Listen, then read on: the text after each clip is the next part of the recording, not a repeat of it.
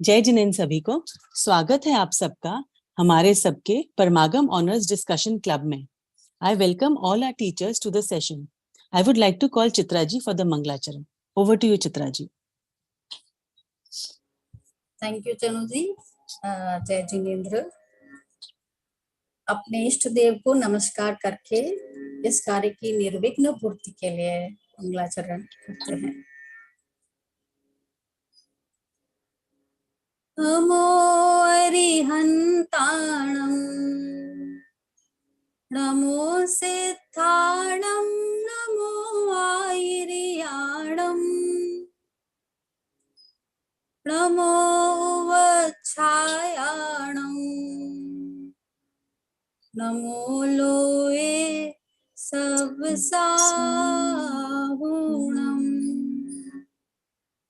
आज हम एक और नया मंगलाचरण करते हैं जिसमें हमारे आराध्यों की शिक्षा, उनका स्वरूप व उनके जैसे बनने की हम सब मुमुक्षुओं को प्रेरणा दी गई। हे पानी पात्री वीर जिन सबको बताया आपने, जग जाल में अब तक फसाया पुण्य एवं पाप ने। पुण्य एवं पाप से पार मग सुख शांति का, धर्म का है मर्म यह विस्फोट आत्म क्रांति का। धर्म का है मर्म यह विस्फोट आत्म क्रांति का। क्या करें गुणगान प्रभु हम आपके उपकार का। क्या करें गुणगान प्रभु हम आपके उपकार का। आपने निज निधि हमें दी, नमन करते आपका। आप में प्रभु आपसी ही आपसी श्रद्धा जगे। आप में प्रभु आपसे ही आपसी श्रद्धा जगे।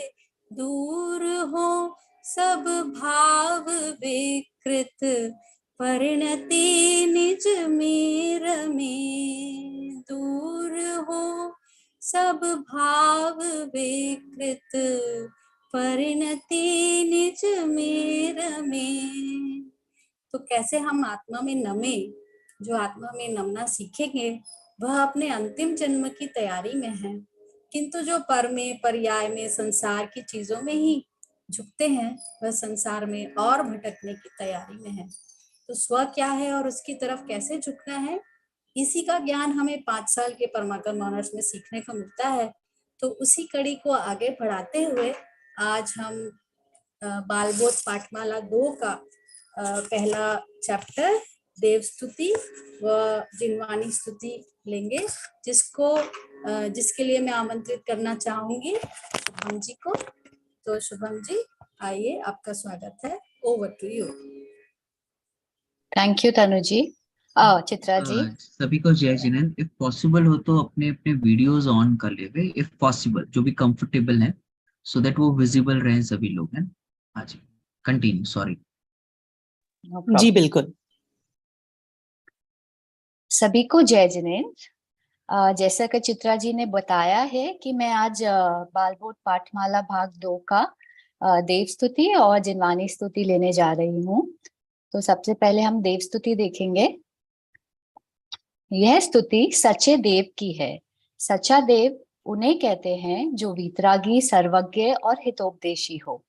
इन सब का मीनिंग हम पिछले सेशंस में पढ़ चुके हैं, इसलिए आज हम डिटेल नहीं करेंगे।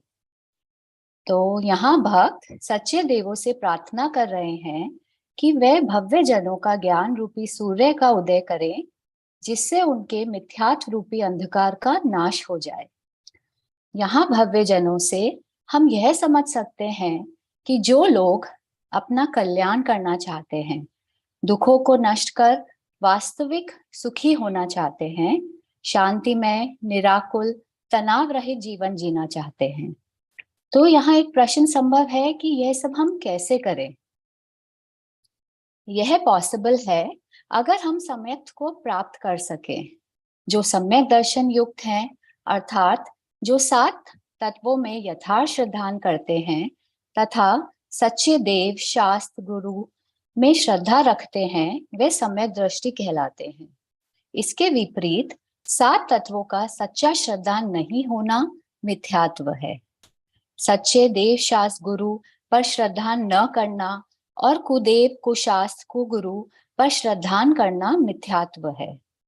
मिथ्यात्व अर्थात विपरीत मान्यता रूप अंधकार नष्ट हुए बिना कभी भी आत्मा का पतन करने वाले पाप कार्य नष्ट नहीं होते हैं।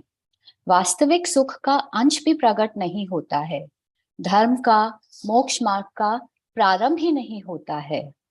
आत्मा पवित्र नहीं हो सकता है। इसलिए भक्त ने सबसे पहले मिथ्यात्व को नष्ट करने की भावना व्यक्त करी है। इसके पश्चात भक्त कहता है कि मेरी प्रवृत्ति 5 पापों और कषायों में न जावे। मैं हिंसा न करूं, झूठ न बोलूं, चोरी न करूं, कुशील सेवन न करूं, सदा संतोष धारण किए रहूं और मेरा जीवन धर्म की सेवा में लगा रहे। हम सुख और दुख दोनों ही दशाओं में धैर्य से काम लेकर समता भाव रखें तथा न्याय मार्ग पर चलते हुए निरंतर आत्मबल में वृद्धि करते रहें। हम धर्म के नाम पर फैलने वाली कुरीतियों, ग्रहित मिथ्यात्वादी और सामाजिक कुरीतियों को दूर करके धार्मिक और सामाजिक क्षेत्र में सही परंपराओं का निर्माण करें तथा परस्पर में धर्म प्रेम रखें। मैं यहाँ रीतियों के अर्थ पर थोड़ा प्रकाश डालना चाहूंगी। पूर्व प्रचलित परंपराओं, पद्धतियों, क्रियाओं को रीति कहते हैं। सामाजिक, धार्मिक आदि क्षेत्र संबंधी बुरी रीतियों और अच्छी रीतियों के भेद से ये 2 प्रकार की होती हैं। अहितकारक, अनिष्टकारक, अज्ञानमय, प्रदूषित रीतियों को बुरी रीतियां कहते हैं। इन्हें हम सामाजिक और धार्मिक 2 रूपों में देख सकते हैं। दहेज प्रथा, मृत्यु भोज, जाति पाति संबंधी छुआछूत, बाल विवाह इत्यादि कुछ सामाजिक कुरीतियां हैं।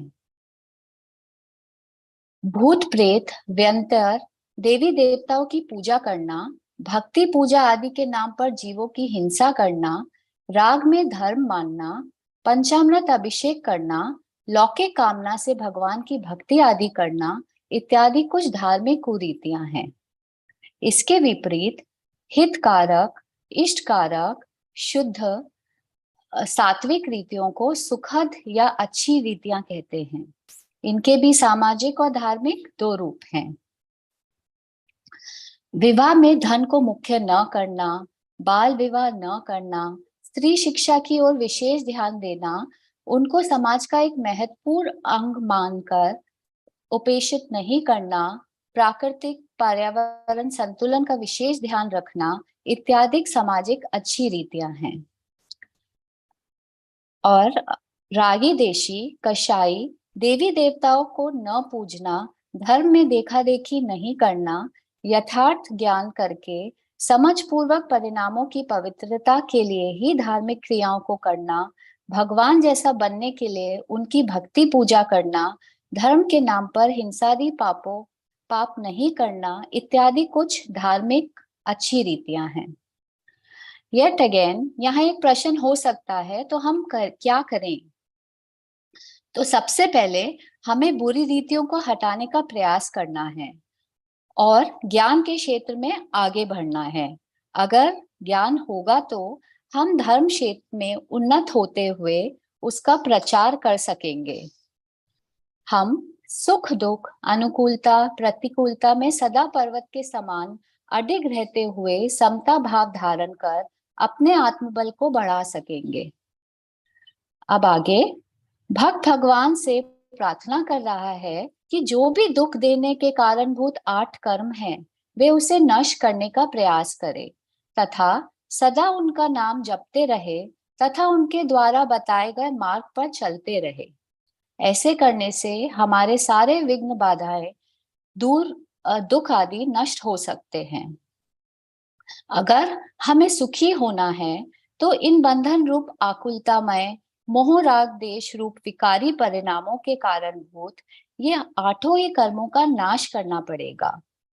अब हम जानते हैं कि ये कैसे पॉसिबल है। तो सबसे पहले मिथ्यात्व रहित ज्ञान से पर में पूर्णतया भिन्न, अपने से अभिन्न ज्ञानानंद स्वभावी स्वयं को स्वय रूप में अपनत्व पूर्वक जानकर मानकर जब उसमें ही लीनता होती है तो पर प्रवृत्ति न होने के कारण मोहादि विकारी भाव उत्पन्न ही नहीं होते हैं, जिससे कर्म बंध भी नहीं होता है तथा पूर्व में बंधे कर्मों की निर्जरा भी होती है। अतः हमारे जिन परिणामों का निमित्त पाकर कर्म बंधते हैं उनको नष्ट करना हमारा प्रयोजन होना चाहिए। हमारा स्मरण भगवान पर सदा रहे जिससे सन्मार्ग में कोई विघ्न बाधाएं न आवे। हम सभी भगवान को हाथ जोड़कर नमस्कार करते हुए अपनी उपयुक्त भावनाओं की पूर्ति की कामना करते हैं और हमारा धर्म ज्ञान तत्व ज्ञान निरंतर बढ़ता रहे जिससे हमारी आत्मा पवित्र हो जावे और उससे मिथ्यात्वादी पापों रूपी मैल कभी भी मलिन न कर सके। इसी भावना के साथ मैं यहाँ विराम लेती हूँ। अब हम जिनवानी स्तुति भी देखेंगे। तो यह तो हम सब जानते ही हैं कि जिनेन्द्र भगवान द्वारा कही गई वाणी को जिनवानी कहते हैं। यह माँ है हमारी। आपको पता है इसे माँ क्यों कहते हैं? जन्म देने वाली माँ होती है। ज्ञानी धर्मात्मा जितने भी होते हैं उनका ज्ञानी रूप से जन्म जिनवानी माँ से ही होता है। अगर कोई व्यक्ति अज्ञानी से ज्ञानी बना है तो उसके ज्ञानीपन का जन्म का आधार जिनवानी है। Therefore, ज्ञानी धर्मात्मा रूपी पुत्र की उत्पत्ति जिनवानी से होती है, इसलिए जिनवानी माँ है। जिनवानी 12 अंगों में विभाजित है, इसलिए वह द्वादशांग रूप होती है। तत्व का स्वरूप बताने वाली जिनवानी के आगम और शास्त्र नाम भी हैं। जिनेन्द्र द्वारा कहे गए, गंधर्वों द्वारा समझाए गए और आचार्यों द्वारा लिखे गए सदग्रंथों को शास्त्र कहते हैं। आचार्य परंपरा से आगत मूल सिद्धांत को आगम कहते हैं। जब जिनेन्द्र भगवान साक्षात विद्यमान नहीं होते हैं तब उनकी ही वाणी को आचार्य शब्दों आदि में लिपिबद्ध कर शास्त्रों की रचना करते हैं। ये सभी शास्त्र वीतरागता के ही पोषक होते हैं। अनेकांतमक वस्तु व्यवस्था को स्याद्वाद शैली से निरूपित करते हैं। In simple terms, taking into account the perspective of other side also. Jinvani माता ही शरणभूत है क्योंकि वह हमें सुखी होने का मार्ग बताती है। चारों अनुयोगमयी ये सभी शास्त्र वस्तु व्यवस्था का निरूपण करते हुए संसार सागर से पार होने का उपाय बताते हैं। अब हम इस पाठ के माध्यम से जिनवानी की आराधना से क्या क्या लाभ है यह देखते हैं। मिथ्यात्व का नाश होता है। स्वयं और पर की स्पष्ट जानकारी पूर्वक स्वयं पर का भेद विज्ञान होता है। छयों द्रव्यों की सम्यक जानकारी होती है। बंद होने के कारणों का और बंधन की प्रक्रिया का स्पष्ट ज्ञान होता है। आत्मानुभव करने की विधि ज्ञात होती है। हिंसा आदि पापों से निवृत्ति होती है। संसार दुखों से पार होने का तथा वास्तविक सुख प्राप्त करने का उपाय मिल जाता है।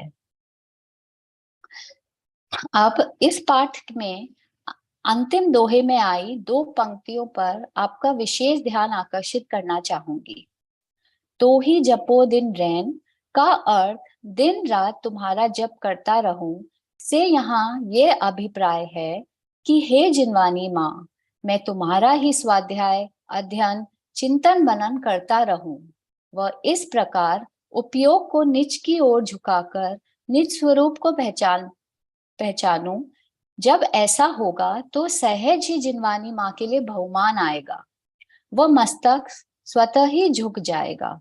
अतः कहा कि सो वाणी मस्तक नमो सदा देत हूँ ढोक, माने जिनवानी माँ को पूर्णतः अंगीकार करता हुआ ऐसी भावना यहाँ भाई गई है।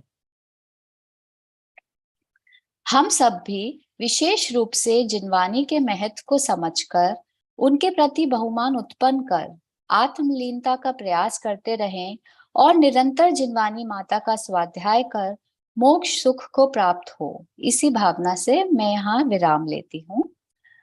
और हम अपने नेक्स्ट सेगमेंट की ओर बढ़ेंगे, तो उसके लिए मैं तनु जी को इनवाइट करूंगी स्टोरी सेगमेंट के लिए। Over to you Tanu ji. Thank you Shubham ji. अपने दोनों समरीज हो जाएंगे, उसके बाद हम सर से पूछेंगे कोई त्रुटि तो नहीं रही थी। तो अभी आगे बढ़ते हैं। तो पिछली बार हमने महावीर भगवान के पुराने भवों को जाना था और आज की कहानी उनके प्रमुख गणधर गौतम स्वामी की है। तो इनका नाम हमें जैसे पता भी है, मंगलाचरण में महावीर भगवान के बाद हम लेते हैं मंगलम भगवान वीरो मंगलम गौतमो गणी मंगलम कुंद कुंदाद्यो जैन धर्मोस्तु मंगलम। तो इनके इंद्रभूति गौतम की जो गौतम स्वामी बने, तो इनके पहले के भवों में एक नजर डालते हैं। पूर्व भव में इनका जीव भरत क्षेत्र के में काशी देश की वाराणसी नगरी के राजा की अत्यंत सुंदर पत्नी के रूप में था। ये भ्रष्ट हो गई थी, तो अपनी 2 दासियों के साथ ये स्वच्छंद जीवन व्यतीत करने लगी। नगर नगर घूमती थी, काम वांछा से पीड़ित मांसाहार तथा मदिरापान भी करती थी। घूमते घूमते ये तीनों उज्जैनी नगरी पहुंची, जहां सम्यक्त के धारी महातपस्वी मुनि भगवंत की अभिनय की। उन्होंने आहार में अंतराय जान वे वन में चले गए। वहां पहुंचकर रात्रि में इन तीनों ने उन पर बहुत उपसर्ग किया, परंतु जो करुणामयी मुनिराज थे वो आत्म ध्यान में लीन रहे। तो ऐसे घिनौने पाप के उदय में ये कुष्ठ रोगी हुई और ये 5वें नरक में 17 सागर तक दुखी घूमती रही। फिर ये बिल्ली, शुकरी, कुकरी यानी कैट, पिग एंड डॉग बनी। फिर अगले भव में ये किसान के घर पैदा हुई, तो वहां पे सारा परिवार इनका उजड़ गया, धन संपत्ति का नाश हो गया। जैसे जैसे ये बड़ी हुई, इनको कोई रखना नहीं चाहता था, तो भूखी प्यासी ये भ्रमण करती रही और ये फिर पहुंची पहुपुर नगर। वहां पे एक अवधि ज्ञानी मुनिराज मिले इन्हें, तो उनका उपदेश सुना और अपने पूर्व भवों के बारे में इन्होंने जाना। तो इनको बहुत पश्चाताप हुआ और ये भव दुख से मुक्ति का इन्होंने मुनिराज से उपाय पूछा। मुनिराज ने इनको द्रव्य गुण पर्याय 7 तत्व, सम्यक दर्शन, सम्यक ज्ञान, सम्यक चारित्र का स्वरूप समझाया। तो इन्होंने अणुव्रत धारण किए और समाधि पूर्वक मन भरकर तीनों पंचम स्वर्ग में देव हुई। वहां इन्होंने अवधि ज्ञान से जाना कि ये जो संपदा इनको मिली है देवगति की, ये इनको धर्म के कारण मिली है। तो इन्होंने देवशास गुरु को वहां पे भी छोड़ा नहीं। फिर ये मगध देश के गांव में ब्राह्मण पंडित के घर पर जन्मे, 3 पुत्र के रूप में, इंद्रभूति, अग्निभूति और वायुभूति। अल्प आयु में ही इंद्रभूति गौतम वेद, वेदांत, श्रुति, स्मृति, काव्य, तर्क, भाषा आदि का ज्ञान पूर्ण करके इनके 500 शिष्य हो गए थे। तो इन्होंने वहां पे एक महाविद्यालय खोला, जहां वे अनेकांत विद्या के विरुद्ध एकांत ज्ञान स्वरूप शास्त्र पढ़ाने लगे। उन्हीं दौरान भगवान महावीर को केवल ज्ञान हुआ। इंद्र ने ज्ञान कल्याणक महोत्सव को धूमधाम से मनाया और समौशरण की रचना की। भगवान का मौन रूप में समौशरण सहित विहार होने लगा। भव्य जीव आते थे और बैठते थे, पर भगवान की वाणी नहीं खिली। ऐसे 66 दिन बीत गए। सौधर्मेंद्र को पता चला कि गंधर नहीं है, इसलिए वाणी नहीं खिल रही। तो उन्होंने अवधि ज्ञान का प्रयोग किया, तो पता चला कि इंद्रभूति गौतम गंधर बन सकते हैं, पर वो तो मिथ्या दृष्टि थे, जैन नहीं थे। तो उनके समोशरण में उनको कैसे लाएं? तो वो बूढ़े ब्राह्मण का वेश बनाकर उनके पास जाते हैं और इंद्रभूति से प्रश्न पूछते हैं जो हमें तत्वार्थ सूत्र के मंगलाचरण में भी है, 4 लाइनें। तो वो कहते हैं कि मेरे गुरु ने तो मौन धारण किया हुआ है और मुझे इस श्लोक का अर्थ समझा दीजिए, क्या है इसका अर्थ। तो श्लोक का मीनिंग वो संस्कृत में है, तो मैं गलत नहीं पढ़ूं इसलिए वो मैं I would not like to read it, पर उसमें बेसिकली ये था कि 3 काल 6 द्रव्य 9 पदार्थ पंचास्तिकाय आदि जिन्हें जानना मोक्ष का मूल है वो क्या है, उन्हें समझाइए। तो अब इंद्रभूति विचार में पड़ गए, क्योंकि संस्कृत का अर्थ तो उन्होंने कर लिया, पर वो है क्या ये सब चीजें, वो तो ये पता नहीं थी उनको। तो उन्होंने सोचा कि अगर ये बता दिया, तो इसने पूछ लिया कि ये क्या है, तो फिर मैं क्या बताऊंगा। तो वे बोले कि मैं तेरे गुरु को ही बताऊंगा। इंद्र तो यही चाहता था, तो वो उनको समोशरण में ले गया। तो इंद्रभूति, वायुभूति, अग्निभूति और उनके 500 शिष्य चले वहां पे, समोशरण पहुंचे। अब इसमें पूरा वर्णन है, स्टोरी हम पढ़ते हैं कि कैसे वो अभिमान से भरे हुए कि देखो मेरे 500 शिष्य देखेंगे वो तो खुद इनके गुरु मेरे बन जाएंगे शिष्य, ऐसे मतलब ऐसे भाव हो रहे थे उनके। और वो पहुंचे, और वो जैसे ही वहां पहुंचे उन्होंने भगवान को विराजमान देखा और समोशरण का चमत्कार, प्रभु का वैभव, तो उनका मान स्वयं ही सारा उनको देखते ही सब गल गया। और उनको जो अंदर मन में शंकाएं थी सर्वज्ञत्व और जीव के अस्तित्व की, तो उसकी श्रद्धा उनकी जम गई।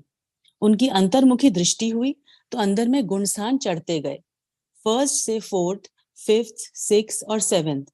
ऐसे उन्होंने सम्यक सहित संयमपना ग्रहण कर लिया और वे मुनि बन गए, वस्त्र त्याग कर मुनि हो गए। तो भगवान की वाणी खिरने लगी और 5 मिनट पहले का मिथ्यात्वी, 5 मिनट क्या, एक समय पहले का मिथ्यात्वी 4 ज्ञान का धारी हो गया और मति श्रुत अवधि मन पर्याय उनके प्रकट हो गए। उन्होंने 12 अंगों की रचना की, समस्त श्रुत को आगम में निबद्ध किया और फिर कार्तिक कृष्ण अमावस्या को केवल ज्ञान हुआ और गुणवान नगर से निर्वाण हुआ। तो ये कहानी बहुत, अगर हम इसको पढ़ें और वो इसका पूरा एटमॉस्फेयर, मतलब इसका पूरे उसमें समझें, तो काफी गूज बम्स देने वाली है। क्योंकि इसके मतलब हम देखें कि कैसे वो बिल्कुल मिथ्या दृष्टि और कैसे एकदम ट्रांसफॉर्मेशन हुआ, चमत्कार हुआ। तो इसके जो मेरे को टेकअवेज जो इम्पोर्टेंट लगे, वो सबसे इम्पोर्टेंट कि जब काल अवधि आती है, योग्यता और काल जब पकता है, तो निमित्त कहीं से भी उपस्थित होंगे और कार्य हो जाएगा। और धवला में इसमें प्रवचन में एक रेफरेंस आया था कि क्वेश्चन था कि भगवान महावीर की दिव्य ध्वनि 66 दिन तक क्यों नहीं खिरी। तो आंसर इसका आया क्योंकि उस समय गणधर का अभाव था। फिर एक और क्वेश्चन आया, तो सौधर्मेंद्र ने व्यवस्था क्यों नहीं की, क्योंकि जैसे भी नो कि सौधर्मेंद्र तो इतने पावरफुल होते हैं, तो वो क्यों नहीं कर पाए व्यवस्था। तो इसका जवाब आया कि काल अवधि के बिना असहाय सौधर्म इंद्र को गणधर को उपस्थित करने का अभाव था। तो इससे हमें समझ में आता है कि सिद्धांत जैन धर्म का जो है, एक द्रव्य दूसरे द्रव्य का कुछ नहीं कर सकता और वो पक्का होता है। फिर एक और पॉइंट आता है भावों का फल, जो हमें हमेशा प्रथमानियोग की स्टोरीज से एक हम टेक अवे होता है कि हमें अपने परिणामों की संभाल बहुत जरूरी है। हमें we should at least be aware of our परिणाम। एक और पॉइंट आता है कि बहुत बार हम अपने अंदर जो कैटेगरीज और लेबल्स क्रिएट कर लेते हैं, वो कितने फॉल्स होते हैं। जैसे पहले सेशन में भी दीदी के पास एक प्रश्न था कि जैन बहू और जैन बेटा, तो उन्होंने पूछा था कि क्या बेटा जैन है। तो ये हम बहुत बार जो हमारे अंदर ही अंदर हम होते हैं, जैन अजैन, मिथ्या दृष्टि, सम्यक दृष्टि, शुभ भाव, पुण्य पाप, ये कैटेगरी एक्चुअली फिक्स्ड नहीं है। और हमें रियलाइज करना चाहिए कि ये भी एक समय की पर्याय है जो एक क्षण में बदल जाएगी। और अज्ञान, अनादि का जो अज्ञान का अंधेरा है, वो एक चुटकी में जैसे ही स्विच दबा सम्यक ज्ञान का, वो ज्ञान की रोशनी से जगमगा जाएगा। क्या जरूरत है, सिर्फ पुरुषार्थ की, रुचि की और ज्ञान अभ्यास करने की। और एक और पॉइंट जो बहुत मुझे इंटरेस्टिंग लगा कि औदिक भाव, जो हम औदिक भावों को देखकर हम अक्सर घृणा और मान करते हैं, अपने के हो या दूसरों के हो। तो जरूर जैसे हमने दूसरों के देखे, दूसरे के क्रोध मान माया देखकर और अपने कोई भी मान का हो या अपने क्रोध का हो, तो उसको जब हम ये ऐसे देखें कि दूसरों को तो हम द्रव्य दृष्टि से देखें, तो हमें उनके जो क्रोध और मान है उसको देखकर सहजता रहेगी, क्योंकि हमें भगवान आत्मा दिखेगा, क्रोधी या रागी या मानी नहीं दिखेगा। और हम अपने को द्रव्य और पर्याय दृष्टि दोनों से देखें, यानी शुद्धता का अवलंबन तो लें, पर शुद्धता प्रकट भी तभी होगी जब हम अपनी पर्याय का भी थोड़ा बहुत ध्यान रखेंगे। और लास्ट में काललब्धि का सिद्धांत, ये डेप्थ से समझना बहुत जरूरी है, तो तभी हमारे में समता और सहजता बढ़ेगी। तो ये आज की मेरी कहानी का टेक अवे था, शॉर्ट थी। आई होप सबको इंटरेस्टिंग लगी होगी। तो अब हम अगले सेगमेंट की तरफ बढ़ते हैं, शंका समाधान के लिए। इसके लिए आज के हमारे टीचर हैं रिस्पेक्टेड विवेक सर। परमागम ऑनर्स के ये अत्यंत पॉपुलर टीचर हैं, मलाड बैच को पढ़ाते हैं, और ये एक बिहेवियरल ट्रेनर भी हैं, मोटिवेशनल स्पीकर भी हैं, लाइफ कोच हैं और एक एक्सपर्ट काउंसलर हैं। तो आज हम इनके ज्ञान का लाभ लेंगे। Welcome sir. या थैंक यू सो मच। सभी को सादर जय जिनेंद्र। हाँ जी सर। तो सर आज का पहला क्वेश्चन है कि जैन दर्शन और जैन धर्म में क्या अंतर है? अगर पॉसिबल हो तो आप लोग अपने वीडियोस ऑन कर ले, सो दैट मुझे आपका भाव भाव पता चले कि क्या चल रहा है सामने। कंफर्टेबल है तो हाँ जी। तो पहला प्रश्न आपका ये है कि जैन धर्म और जैन दर्शन में क्या डिफरेंस है। देखिए, जैन दर्शन अगर आप गूगल करेंगे, मैं आपको कहीं भी सिर्फ धर्म के एंगल से आंसर नहीं करूंगा।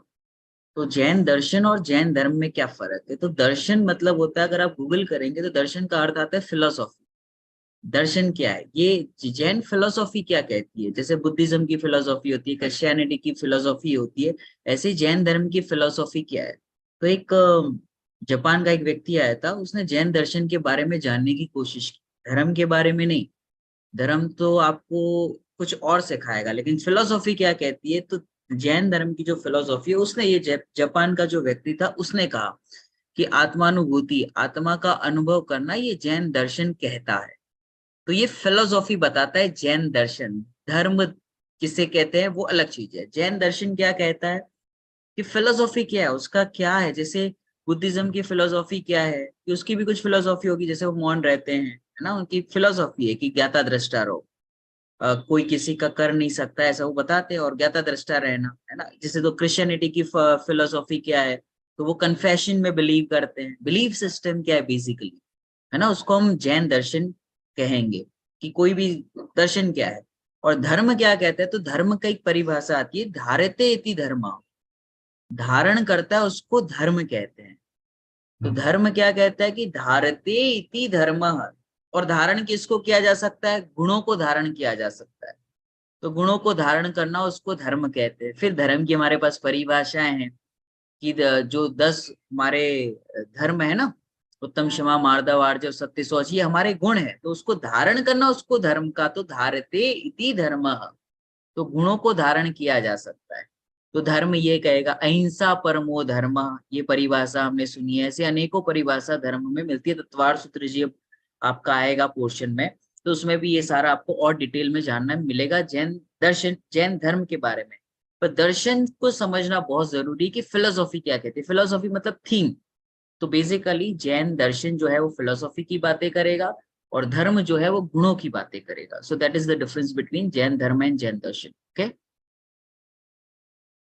अच्छा, मुझे एक चीज क्लियर कीजिए, क्वेश्चन आंसर कब तक चलेंगे? क्योंकि मैं ऐसा नहीं हो कि अधिक एक्सप्लेन करूं और वो आपका सेगमेंट जो अगला होना है वो नहीं डिस्टर्ब सर, हो। अब जी नहीं सर, अब आपका ही सेगमेंट है। हमें आखिरी में बस 5-7 मिनट्स 8:25 तक, सॉरी 9:25 तक, तब स्तुति होगी एंड में ठीक है, देन आपकी। फाइन। सो आप लोग जी भी अगर मैं जो बता रहा हूँ उसमें कोई क्वेश्चन हो ना, आप बीच में पूछ सकते हैं। डोंट वरी कि क्या होगा, पूछेंगे तो कैसा लगेगा। You can ask in between. Okay, हाँ जी जी, जी जी बिल्कुल। चैट बॉक्स में किसी को भी कोई प्रश्न हो तो प्लीज दे दीजिएगा। श्योर। जी सर। सर नेक्स्ट क्वेश्चन है कि क्या भगवान है, अगर हैं तो किस फॉर्म में है? और इसी से रिलेटेड एक और क्वेश्चन जो थर्ड भी है कि हमारे ग्रंथों में इस दुनिया का जो स्वरूप बताया उसे वैसा कैसे माने? ये सब एक सिमुलेशन की तरह ही तो हो सकता है। It can all dissolve into nothingness. तो पहले सेकंड क्वेश्चन है, उसको लेते हैं कि जय भगवान किस फॉर्म में है ना। तो अब अगेन इसको, जब हमें किसी क्वेश्चन का आंसर ये प्राप्त करना हो, if you want to get any answer, तो उसका सिंपल फॉर्मूला है कि उसके वर्ड की डिटेल में जाए। तो भगवान मतलब क्या होता है? तो पहले तो हमने कुछ इमेजिन किया है भगवान के बारे में। सो सब इंसान के लिए भगवान की अलग अलग डेफिनेशन है। कोई भगवान मतलब ऐसा मानेगा कि गॉड, परमात्मा, भगवान मतलब पूज्य, भगवान मतलब ऐसे, भगवान मतलब ऐसा। तो ये हमने अपने माइंड में बना के रखा है, क्योंकि हमारी जो अपब्रिंगिंग होती है, हम जो देखते हैं, सुनते हैं, पढ़ते हैं, वो हमारे सबकॉन्शियस माइंड में चला जाता है, भगवान मतलब ऐसा। तो प्रश्न ये कि भगवान किस फॉर्म में है। अब हम भगवान के फॉर्म से पहले भगवान का अर्थ क्या होता है वो हम देखते हैं। तो भगवान किसे कहते हैं, तो यहाँ पे ना गूगल में अगर आप डेफिनेशन देखोगे, कि जैन की डेफिनेशन में ही जाना है, भगवान मतलब होता है, भगवान एक विशेषण है, एडजेक्टिव है, गुणवाचक है। तो जो गुणों का पिंड होता है उसे भगवान कहते हैं। भग एक धातु है ना, तो गुणवान व्यक्ति को भगवान कहते हैं, है ना। तो अभी ये हमने कभी सुना ही नहीं। तो भगवान किसे कहते हैं, गुणों से जो साथ सहित हो उसे भगवान कहते हैं। भग एक धातु है, भग धातु से बना हुआ, उसमें 6 चीजें आती है, जो बाहर की डेफिनेशन है वो बता रहा है, ऐश्वर्य, वीर, स्मृति, यश, ज्ञान, त्याग। जिसमें ये 6 गुण है वह भगवान है। ये विकिपीडिया बता रही है। अब आप अपने यहाँ पर लगाइए, ये हमने ये फिलोसॉफी पकड़ ली भगवान की। अब जैन धर्म क्या कहता है भगवान के बारे में। अब गुण आ गया ना, तो धातु तो सेम ही रहेगी, शब्द कहीं का भी हो, लेकिन शब्द का अर्थ तो सेम ही रहेगा ना। तो भगवान का अर्थ क्या, कि जो गुणवान हो। तो भगवान के गुण कौन से हैं, कि जो सर्वज्ञ और वीतरागी होता है उन्हें भगवान कहते हैं। तो गुण आ गए उनके, वीतरागी और सर्वज्ञ होते हैं। तो अब वीतरागी कौन है, जिन्होंने राग द्वेष का अभाव कर लिया, वो वीतरागी है। सर्वज्ञ कौन है, कि जो लोकालोकी समस्त पदार्थों को एक साथ एक समय में अपने से अलग जानते हैं, उन्हें सर्वज्ञ कहते हैं। ये उनके गुण हुए। अब भगवान किस फॉर्म में है। अब फॉर्म जब हम कहते हैं, तो फॉर्म मतलब हमें स्क्वायर, सर्कल, ऐसा सब दिमाग में आता है। फॉर्म मतलब कुछ टेंजिबल चीजें जो दिख सकती है, ऐसे फॉर्म में हम एक्सेप्ट करते हैं। लेकिन गुण जो होते हैं वो टेंजिबल फॉर्म में नहीं होते। जैसे एक माता अपने बच्चे को प्रेम करती है, तो माता दिखेगी, बच्चा दिखेगा, प्रेम दिखाओ, कैसे दिखाओगे आप। तो उसका फॉर्म क्या है फिर, उस माँ और बेटे का जो लव है उसका फॉर्म क्या है। तो आप क्या कहोगे, कि ये तो एक्सपीरियंस किया जा सकता है, शो नहीं किया जा सकता। अब वो ये दिखेगा कि वो बेटे को अपने गोदी में ले रही है, ये दिखेगा, वो एक्शन दिखेगा। बट लव दिखाओ, लव को कैसे दिखाओगे। राइट, समझ में आ रहा है कि नहीं आ रहा है। तो भगवान का अर्थ ही होता है कि गुणवान, जो वीतरागी और सर्वज्ञ है। अब ये कैसे पता चलेगा किस फॉर्म में भगवान। अब जिसे वीतरागता नहीं पता, जिसे सर्वज्ञता नहीं पता, उसे भगवान क्या होते ये नहीं पता चलेगा। तो वो क्या करेगा, उसे इल्यूजन होगा, भ्रम होगा, कि भगवान मतलब कुछ तो ऐसा होता होगा, मतलब जो लौकिक में कहा जा रहा है, या फिर हमने कहीं से सुना, वो हम मान लेंगे भगवान मतलब ऐसे होते। तो भगवान मतलब जो गुणों का पिंड है, जो वीतरागी है, सर्वज्ञ है, उन्हीं को भगवान कहते हैं। तो भगवान मतलब ये महावीर भगवान, आदिनाथ भगवान, ये तो एक पोजीशन, एक व्यक्ति है, वो भगवान नहीं है। जैसे स्कूल में प्रिंसिपल होते हैं, तो who is principal, principal is not a person, principal एक पद है। ऐसे ही भगवान एक पोजीशन है। अब उस भगवान में बहुत सारे लोग आएंगे, जो इस तीर्थंकर आएंगे, आनंद भगवान और वो आए, बट हु इज भगवान, कि जो वीतरागी हैं और सर्वज्ञ हैं वो भगवान होते हैं। अब वो किस फॉर्म में होते हैं, वो दिखेंगे नहीं, सिद्ध भगवान हमें दिखेंगे नहीं। तो फिर वो पता कैसे चले कौन से फॉर्म में, कि you have to experience that. जैसे हम गुणों को एक्सपीरियंस करते हैं, जैसे जो, अब जिसको लव पता ही नहीं, केयरिंग क्या होती है वो पता ही नहीं, उसे इंसानियत क्या होती है वो कैसे समझाएंगे। It is an next to impossible, right. तो ऐसे ही जैसे वीतरागता और सर्वज्ञता क्या है ये पता ही नहीं है, तो वो भगवान को नहीं पहचान पाएगा। फिर वो कुछ भी बोले, कुतर्क करे, उससे कोई लेना देना नहीं, लेकिन वो समझ नहीं पाएगा। अब हमें समझना, मैं तो हूं नहीं वीतरागी, लेकिन समझो कैसे वीतरागता होती है, कि ऐसा भी कोई व्यक्ति है क्या, ऐसे भी गुणों वाला, जिसको आप भगवान कह रहे हो। तो जैन धर्म की फिलोसॉफी या धर्म, जैन धर्म क्या कहता है, कि भगवान होते हैं किस फॉर्म में होते हैं, कि जो वीतरागी और सर्वज्ञ होते हैं उन्हें भगवान कहते हैं, इस फॉर्म में होते हैं। वीतरागता के फॉर्म में होते, सर्वज्ञता के फॉर्म में होते। अच्छा, तो वीतरागता किसे कहते हैं, जो राग द्वेष से रहित होता है। अरे हमने तो आज तक ऐसा व्यक्ति नहीं देखा। यही प्रश्न हुआ कि नहीं, क्या हमने तो देखा ही नहीं ऐसा कोई व्यक्ति कि जिसके राग नहीं हो। हमें तो सब रागी द्वेषी दुनिया में दिखते हैं, सेल्फिश वर्ल्ड है, पूरी दुनिया सेल्फिश है। कहाँ दिखते हैं हमें ऐसे व्यक्ति जिनको राग द्वेष नहीं। तो समदभद्र आचार्य ने रत्नगण शावकाचार्य जी में लिखा, क्या लिखा देखो, ऐसा कोई व्यक्ति है क्या जिसके राग नहीं हो सकता। तो उन्होंने बहुत, आचार्य देव ने बहुत करुणा से ये लिखा, कि जैसे कोई व्यक्ति द्वेष है, तो किसी का द्वेष अधिक होता है, किसी के कम होता है ना। एक ही सिचुएशन पे सब लोग अलग अलग रिएक्ट करते हैं। मैच हो रहा है, इंडिया हार गया, तो सब अलग अलग रिएक्ट करते हैं। कोई कहता है मैच फिक्स था, ये लोग ने पैसा खाया होगा, सब पॉलिटिक्स चलती है। और एक व्यक्ति कहता है हारना था, हार गए, नहीं खेल पाया, अच्छा आज बैड डे।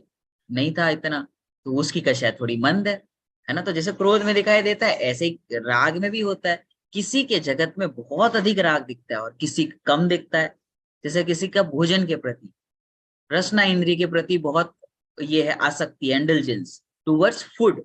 तो अब वो उसकी आसक्ति, तो वो क्या करेगा, वो सर्च करेगा, उसमें अपना उपयोग लगाएगा, दिमाग लगाएगा, कहाँ कहाँ क्या क्या अच्छा मिलता है, टेस्ट करेगा उसको। तो इसके बहुत अधिक राग दिखता है। और किसी के खाने के प्रति इतनी आसक्ति नहीं हो तो उस संबंधी उसका राग कम है। तो जैसे भोजन में किसी का राग अधिक और कम है, तो ऐसा हर जगह राग लगाना है ना। किसी को म्यूजिक सुनने का राग है, पंचेंद्रिय के विषय भोग ले लो, देखने का, सुनने का, सूंघने का, स्पर्श इंद्रिय, रसना इंद्रिय, चक्षु आदि, ये जितने विषय भोग हैं, तो इसको देखने का उसको राग है। ऐसे कई व्यक्ति लौकिक में भी देखे जाते हैं जिनको धर्म से कोई लेना देना नहीं है, धर्म की पुस्तकें भी नहीं पढ़ते, फिर भी उनका उनके प्रति राग कम दिखता है। आपने देखा होगा लोग म्यूजियम में जाते हैं, बहुत लोग ऐसे होते हैं कि एकदम डिटेल में जाते हैं, एक एक चीज पढ़ते हैं, सन पढ़ेंगे, पूरा नीचे क्या लिखा हुआ पूरा पढ़ेंगे। और कई लोग ऐसे देखते हुए जाते हैं, बस नजर मारते और निकल जाते हैं। मतलब ये 15 मिनट में इनका म्यूजियम देख के हो गया। और एक व्यक्ति 1 घंटे तक लगा हुआ है, एक एक चीजें देख रहा है, गजब यार, ऐसे करके वो इतना इंटरेस्ट से देख रहा है।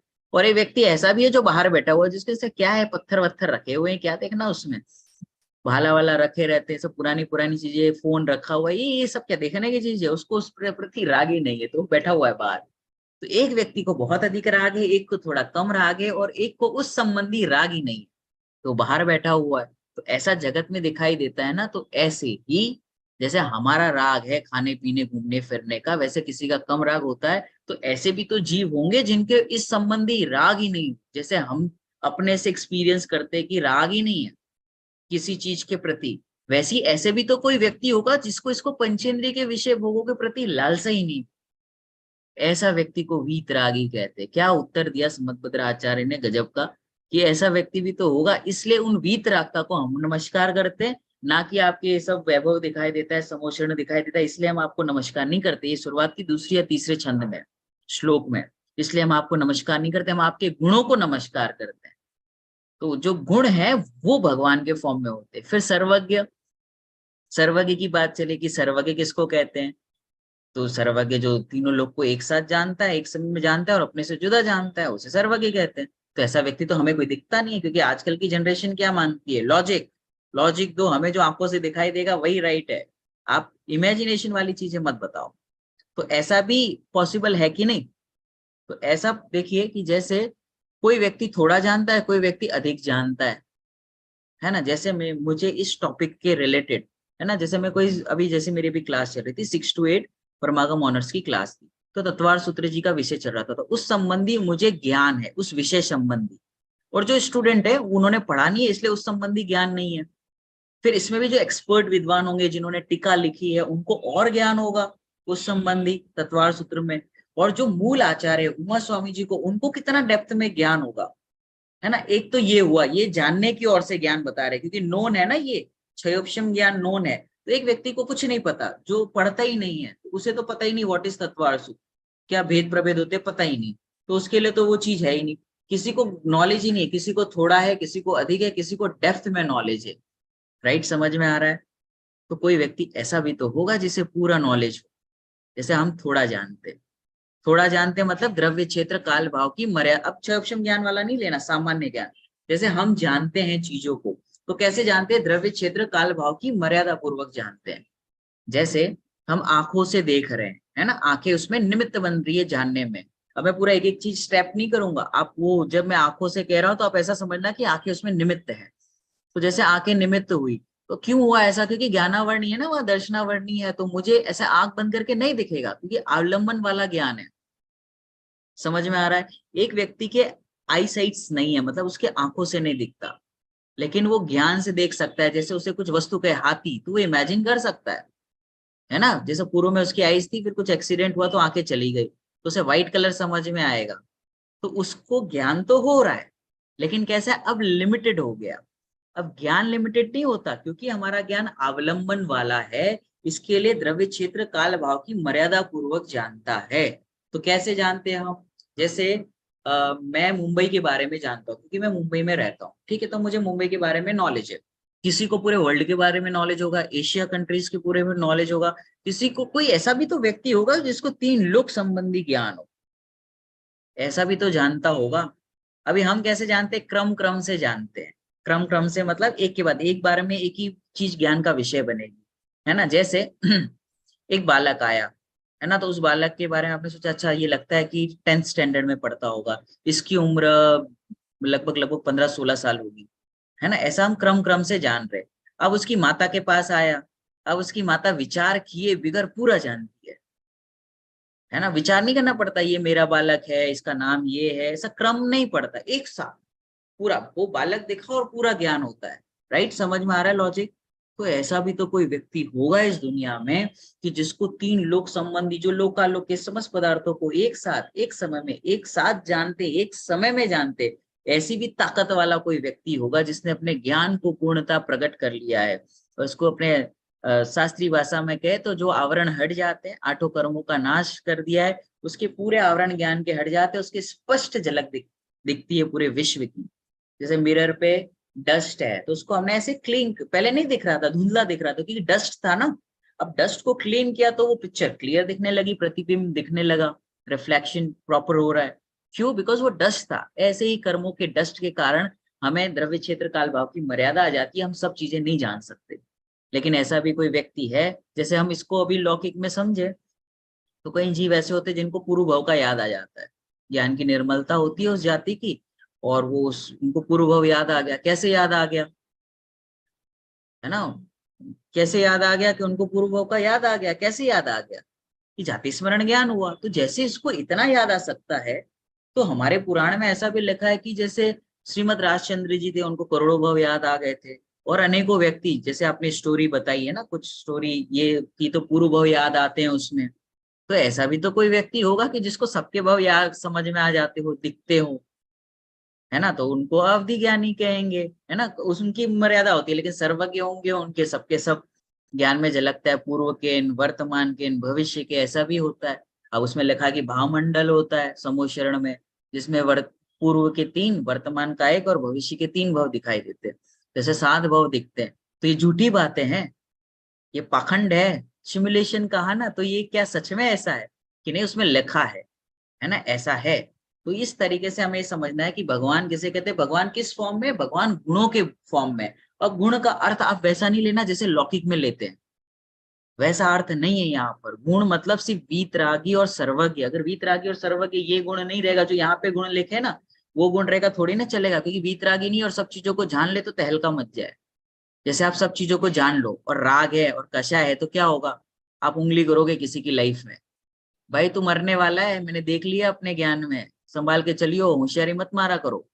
तो आप क्या करोगे? कषाय है ना। तो ऐसे करके हम ऐसी बातें करेंगे, फिर हम दुकान खोलेंगे, गूगल पे, यूट्यूब पे, न्यूज चैनल में आ जाएंगे, पूछो क्या पूछना है, कल का मैच कौन जीतेगा, मैं बता देता हूँ, ये वाला टीम जीतेगा। तो प्रसिद्धि हो जाएगी, क्योंकि वैसा ही होना है, क्योंकि आपके ज्ञान में झलका है।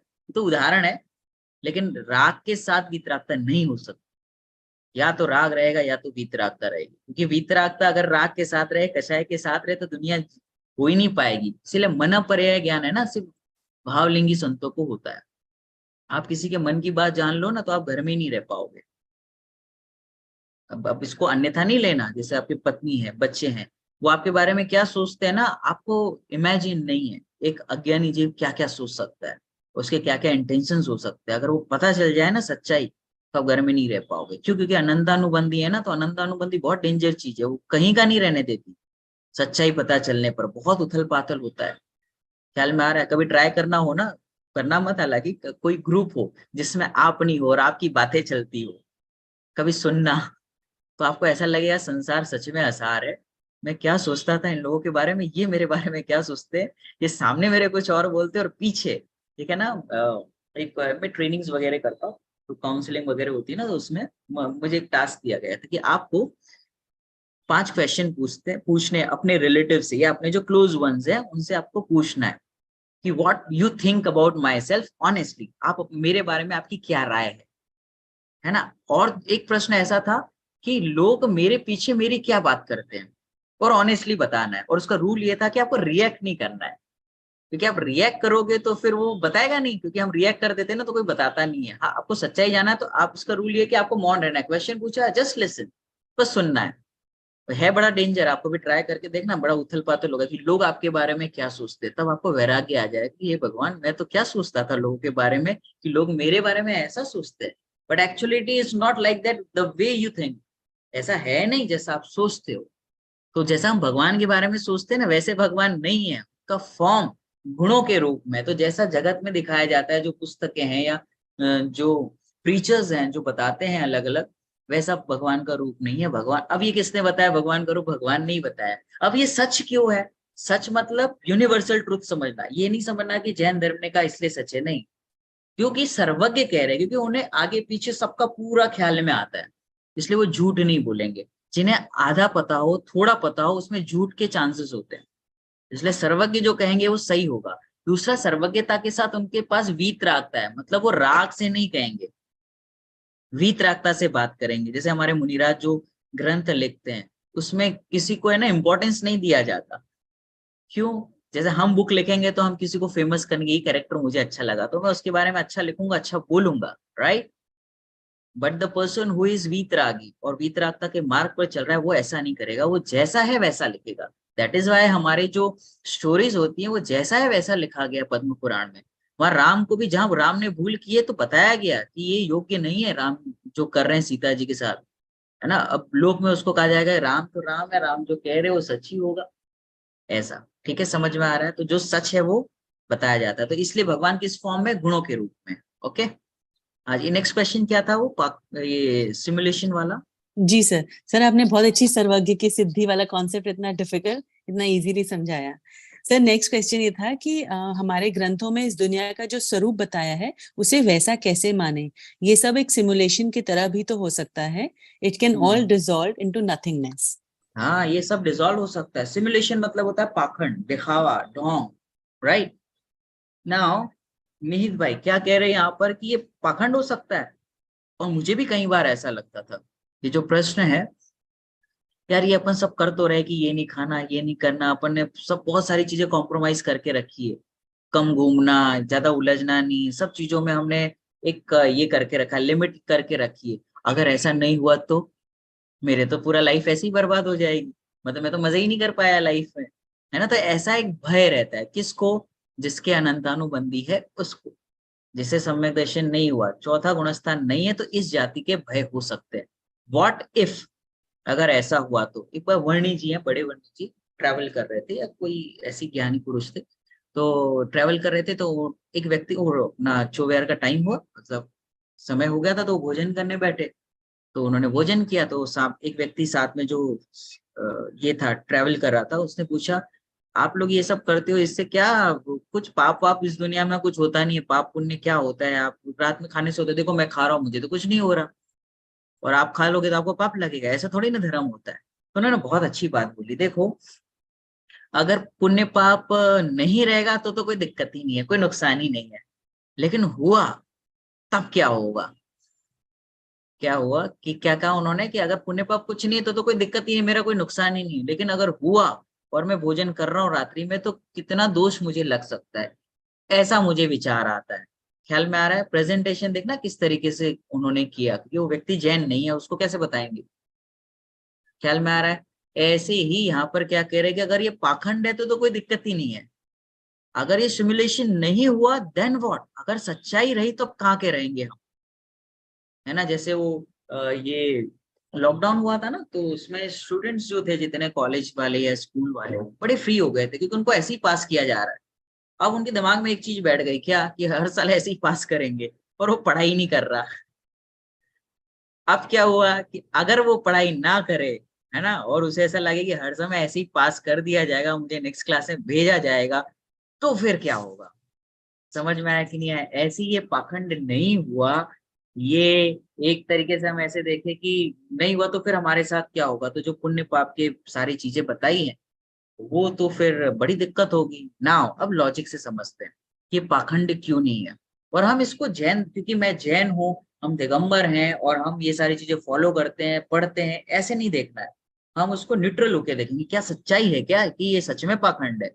और हम पाखंड के और से भी देखेंगे कि वहां पे क्या हो रहा है। तो पाखंड में डर लगता है, पाखंड में मैं प्रमादी हो रहा हूँ, पाखंड में मैं कुछ स्वच्छंदी होना चाहता हूँ, मेरा इंटरेस्ट कहीं है तो वो चीज को मैं करना चाहता हूँ, इसलिए मुझे ऐसा क्वेश्चन हो सकता है या होता है कि यार क्या फर्क पड़ता है, भूमिका योग्य थोड़ा बहुत तो हो सकता है ना, क्या प्रॉब्लम है, थोड़ा मैंने खा लिया, थोड़ा घूम लिया तो क्या हो गया, है ना, थोड़ा सा कर लिए पाप तो क्या हो गया। तो ये पाखंड है, ये एक्चुअल में पाखंड है, क्योंकि तुम अपनी मायाचारी, अपना स्वार्थ, अपने पंचेंद्रिय के विषय भोग को करने के लिए भूमिका बीच में ला रहे हो। और थोड़ा सा पढ़ने लगे तो कहने लगे आत्मा तो कुछ खाता पीता ही नहीं है, तो कुछ भी खाओ। और ज्यादा समझ में आने लगा कि इस समय ऐसे ही होना था, क्रमबद्ध पर्याय पढ़ ली, ये खाने का योग था, इस समय ऐसा होना था तो ये हो गया। तो ऐसा जो कह रहा है ना, ये पाखंड है, क्योंकि ऐसा करने से कोई वीतरागता पुष्ट नहीं हो रही, राग की पुष्टि हो रही है। जहां राग की पुष्टि होती हो, समझ जाना कि वो पाखंड है।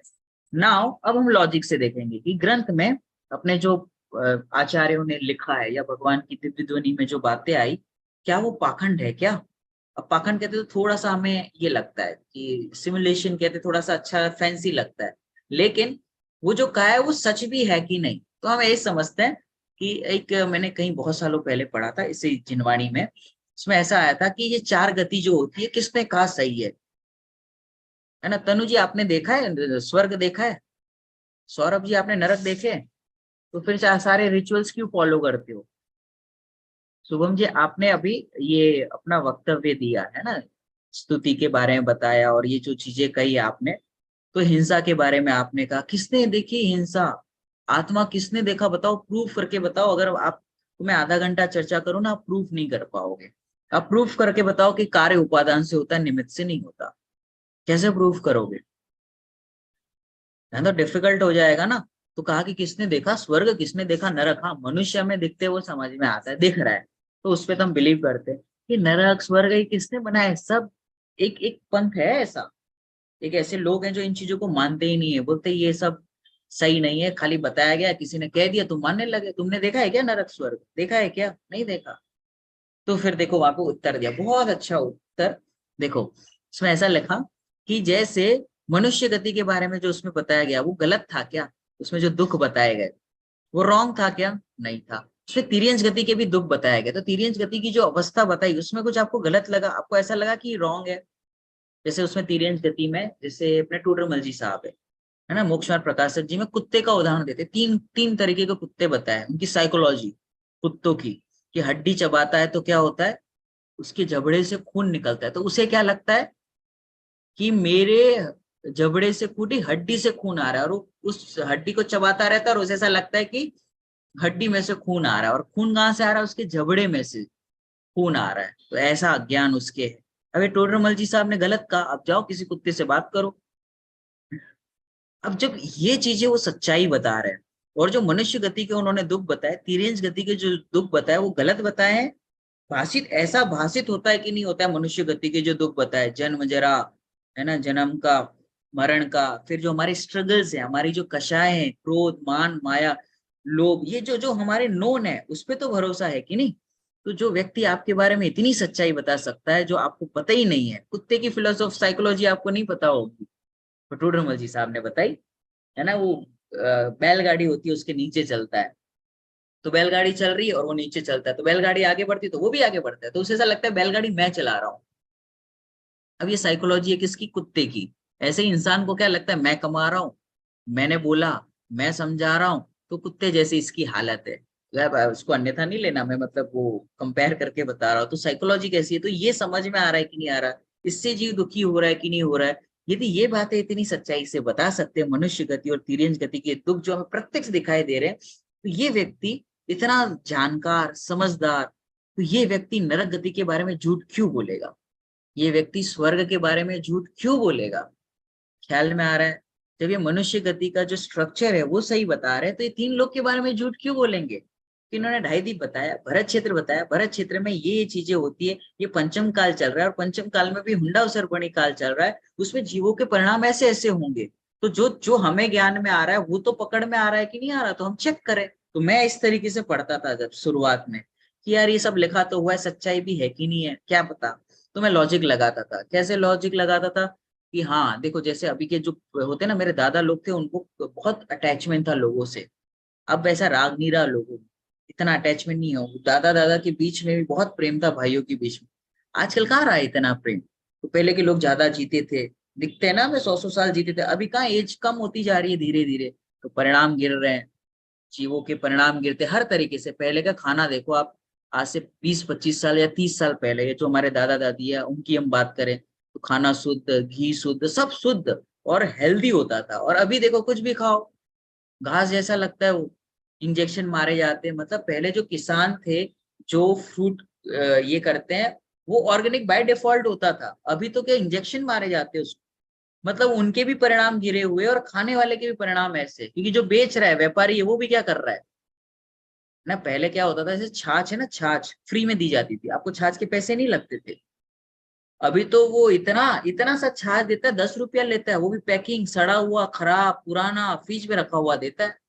और कहता है कि ये लो छाछ, फला फला कंपनी का छाछ, और ये बड़ी मस्ती से पीता है। पहले के जी छाछ के अगर पैसे अगर देने जाओ ना, तो वो आपको दो बातें उल्टा सुनाएगा। छाछ के पैसे देने आओ, यही रिश्ता रहा हमारा। और अभी तो मत दो, बोलते तुमको कॉमन सेंस नहीं है क्या, कोई चीज ले रहे हो तो तुमको पैसे देने चाहिए कि नहीं देने चाहिए, थोड़ा व्यवहार तो होना चाहिए कि नहीं होना चाहिए। कितने परिणाम बदल गए। तो ये जो बातें लिखी गई है जिनवाणी में, वो सही है कि नहीं है, तुझे समझ में आ रही है कि नहीं आ रही है। तो ऐसा का ऐसा यहाँ पर भी समझना है कि इतनी बातें जो सही लिखी है ना, तो बाकी जो मेरे ज्ञान का विषय नहीं बन रहा, मेरी कमजोरी के कारण, मेरे ज्ञान का उगाड़ अभी इतना नहीं है, इतना डेवलप नहीं हुआ है मेरा ज्ञान, तो उन्होंने जो बातें कही होगी ना, वो सच ही होगी।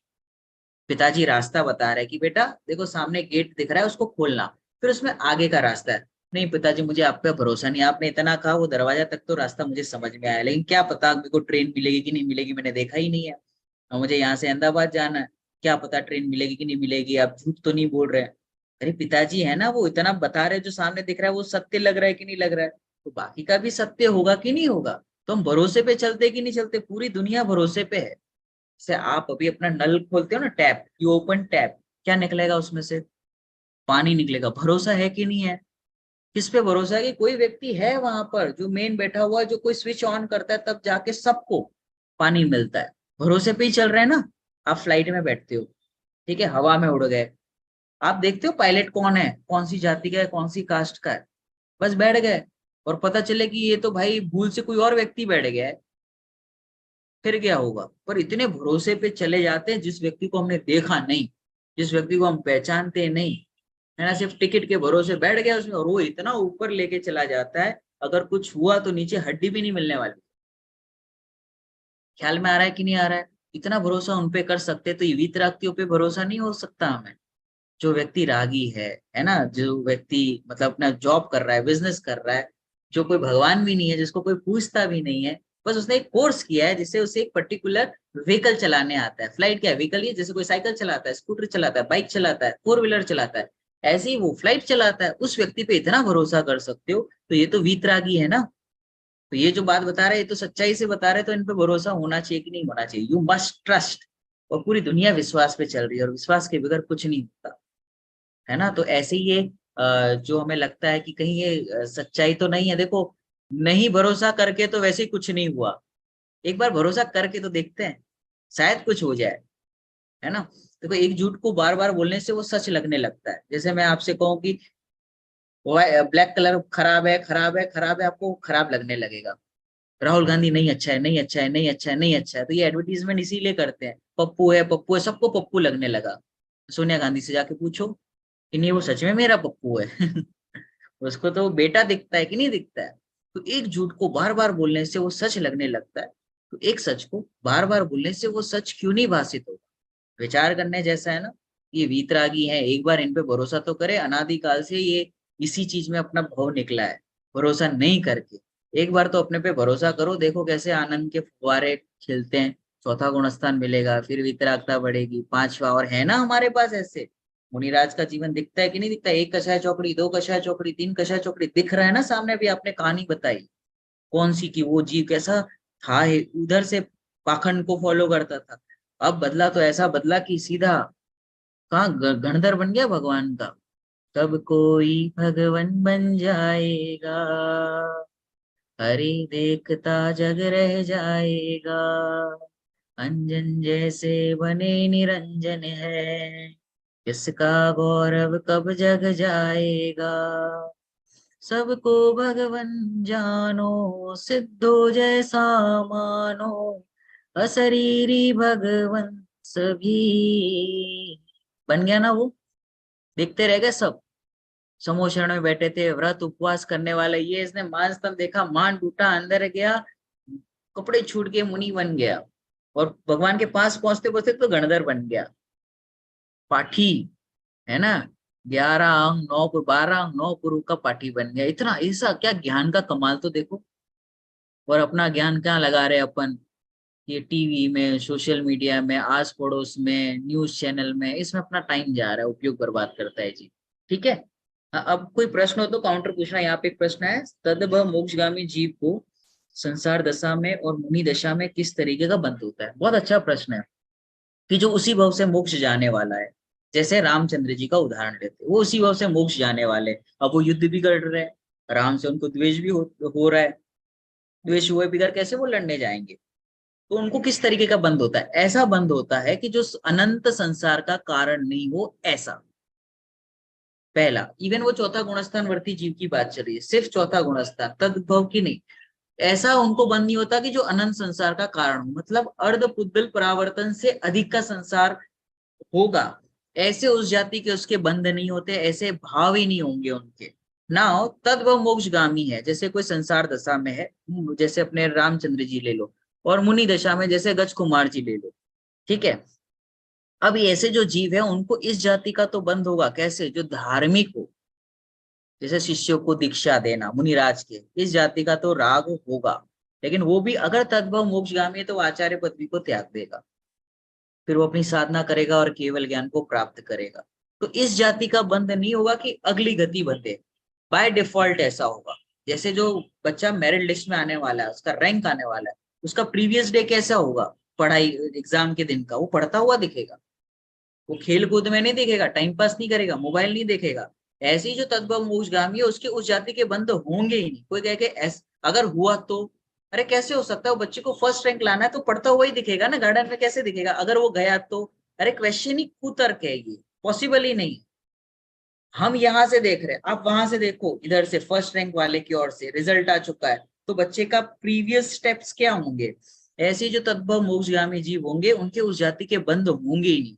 अगर छोटा मोटा बंध हुआ और उसी दिन भी मोक्ष जाना हो ना, तो वो कैसा होगा कि उसी दिन मोक्ष जाना हो तो उसके बंध का अबंध हो जाएगा, अबंध स्वरूप को देखते हुए उसके सारे कर्मों की निर्जरा हो जाएगी। जैसे कहानी से समझते, छोटी सी स्टोरी है। एक संघ था, है ना, सच्ची कहानी है, रियल स्टोरी। एक संघ था, उसमें मुनिराज थे, आचार्य थे, उपाध्याय थे, सारे थे।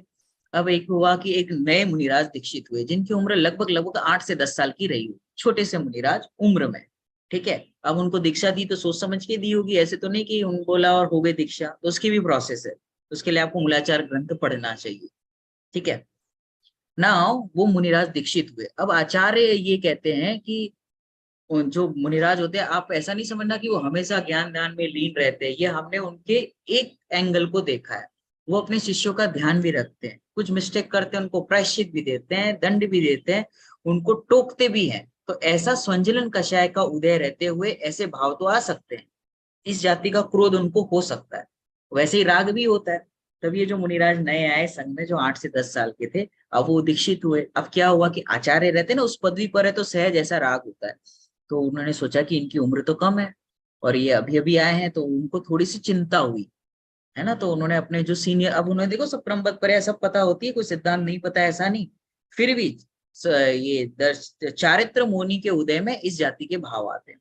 तो उन्होंने कहा, दोस्तों सीनियर मुनिराज थे, है ना, तो उनसे ऐसा कहा कि देखिए नए मुनिराज आए हैं और इनकी उम्र छोटी है, तो अपने को थोड़ा ध्यान देना चाहिए कि ये जंगल में कहीं रास्ता ना भटक जाए, है ना।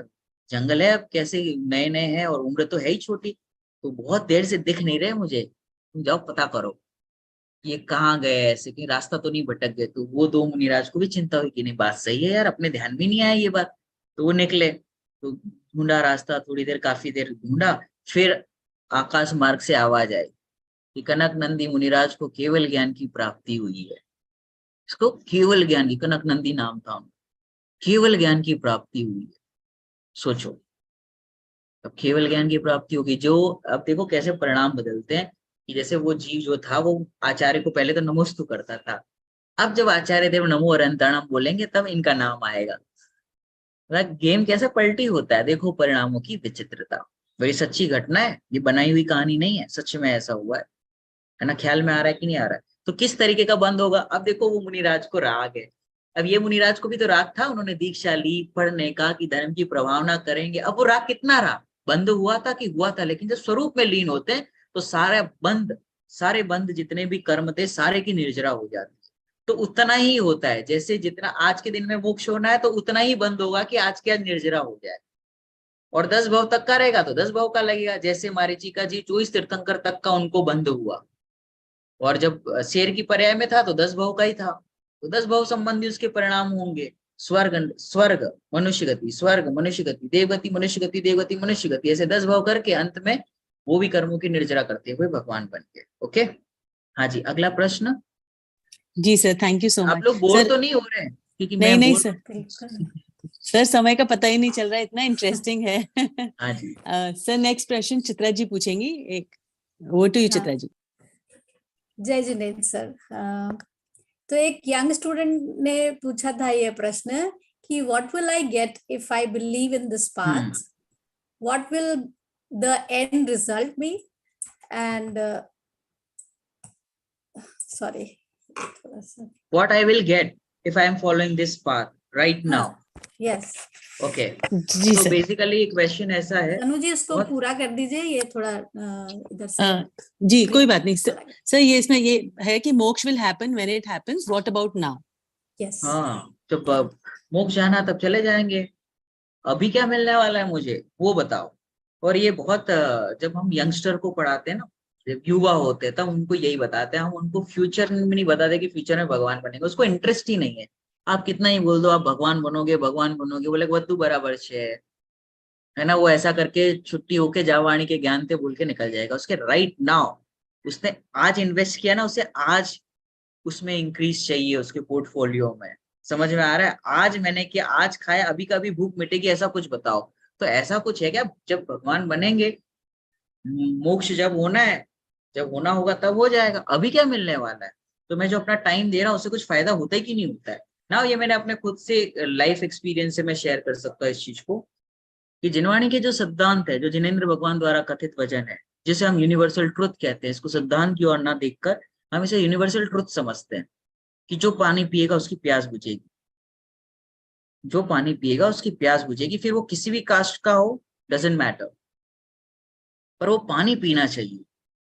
पानी के बगैर अगर वो कोल्ड ड्रिंक्स पी रहा है, कुछ और पी रहा है, किसी और चीज का सेवन कर रहा है, तो उसकी प्यास टेम्पररी बुझ सकती है, लेकिन वो एक्चुअल में जो बुझनी चाहिए ना वो नहीं बुझेगी जब तक वो पानी नहीं पिएगा।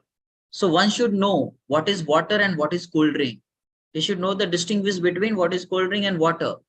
जब तक उसे वो नहीं पता चलेगा तो वो सेवन कैसे करेगा? क्योंकि कभी वो पानी पिएगा, कभी ये कोल्ड ड्रिंक्स पिएगा या कोई दूसरा पेय पदार्थ पिएगा लिक्विड फॉर्म में, तो उसे पता ही नहीं चलेगा कि हो क्या रहा है, मुझे कहाँ से मिल रहा है, शांति कहाँ से मिल रही है, वो एक्चुअली डिस्टिंग्विश नहीं कर पाएगा। Now what to do? तो first you have to learn and distinguish कि व्हाट इज राइट, क्या है, क्या सच्चाई क्या है, व्हाट इज ट्रुथ। अब ट्रुथ करने के लिए मुझे क्या करना पड़ेगा? I have to go in details. वो डिटेल्स कहाँ मिलेगी? जिनवाणी में मिलेगी। तो मैं जिनवाणी से पता करूंगा। अब मैंने जिनवाणी से पढ़ा, अब मुझे ये कि मुझे ऑन द स्पॉट रिजल्ट क्या मिल रहा है? मुझे ऑन द स्पॉट रिजल्ट ये मिलता है, हम स्थूल से स्टार्ट करते हैं, कि जैसे मैं अभी पढ़ रहा हूँ, यहाँ पे मैंने 1 घंटा दिया, हम सभी दे रहे हैं 1-1.5 घंटा हमने दिया। So while we are reading, तो हमें कोई आकुलता है एज सच जो बाहर के जीवों को होती है? कई लोग अभी सोए होंगे, सैटरडे है, रेस्ट करते हैं, कोई मोबाइल में लगे हुए, कोई किसी की स्टेटस देख रहा होगा, कोई इंस्टाग्राम पे है, सब दुखी हो रहे हैं। मेरे को उस टाइप का दुख नहीं है अभी राइट नाउ।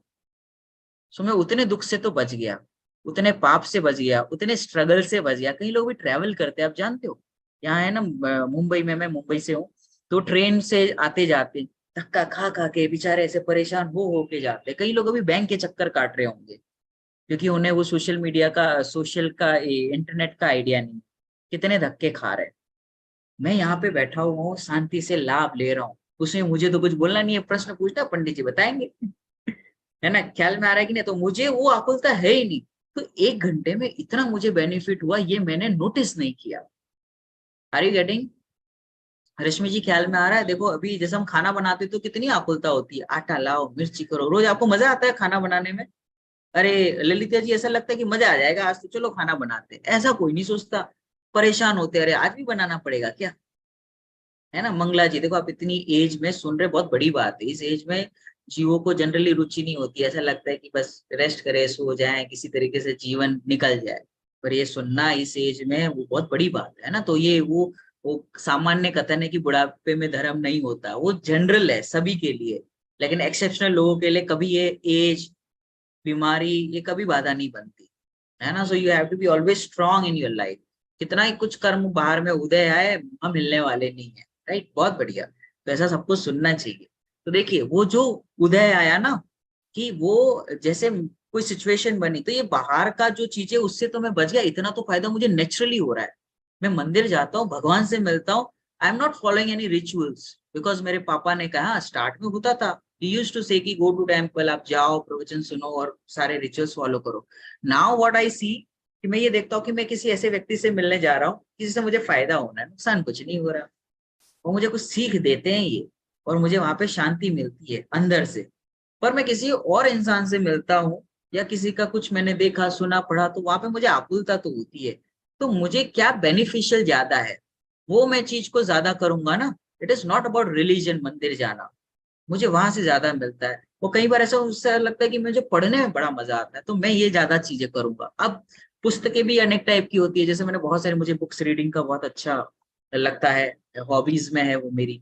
तो मैं बहुत पुस्तकें पढ़ता हूँ, जैसे ऑटोबायोग्राफीज हो गई, सेल्फ इम्प्रूवमेंट के लिए जो होते हैं, सेल्फ डेवलपमेंट के लिए वो बुक्स हो गई, स्टोरीज होती है, तो मुझे पढ़ना अच्छा लगता है। फिर मैं जिनवाणी भी पढ़ता हूँ। फिर मैं थोड़ा सा कंपेयर करता हूँ, कि इसलिए नहीं कि अच्छा है बुरा है, मुझे बेनिफिट किस में ज्यादा हो रहा है। तो मैंने एक चीज नोटिस की बहुत सालों से पढ़ते पढ़ते, कि जिनवाणी का एक पैर, इसलिए नहीं कि वह जिनवाणी है, मैं न्यूट्रल होके देख रहा हूँ, कि मैं एक पैराग्राफ पढ़ता हूँ ना, उसमें मुझे बहुत सारी चीजें मिलती है। और बाहर की पुस्तकें मैंने पूरी बुक पढ़ी, जैसे एक बुक है, कौन सी बुक थी वो, the monk who sold his Ferrari, है ना। तो वो रॉबिन शर्मा एक ऑथर है, उसने बुक लिखी कि एक संत था, है ना, पहले वो कॉर्पोरेट में काम करता था, फिर उसने अपना सब कुछ बेच दिया और वो मॉन्क बन गया, एक साधु की तरह रहने लगा।